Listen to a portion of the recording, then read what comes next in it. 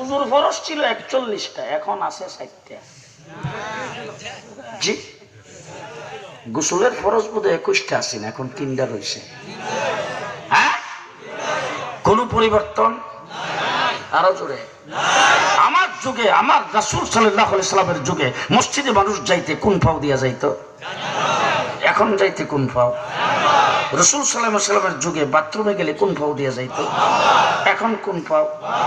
রাসূল সাল্লাল্লাহু আলাইহি ওয়াসাল্লাম দুনিয়া থেকে চলে গেছে, চোখে চশমাতে চোখে সুরমা দেওয়ার সুন্নত এখন পর্যন্ত আছে, আতর লাগাইবার সুন্নত এখন পর্যন্ত আছে, গোসলের সুন্নত এখনো আছে, উজুর সুন্নত এখনো আছে, দাড়ি রাখার সুন্নত এখনো আছে, মাথার চুল কাটার সুন্নত এখনো আছে, হাতে পায়ের নখ কাটার সুন্নত এখনো আছে, হাঁটার সুন্নত এখনো আছে, বসার সুন্নত এখনো আছে, পানি পান করার সুন্নত এখনো আছে।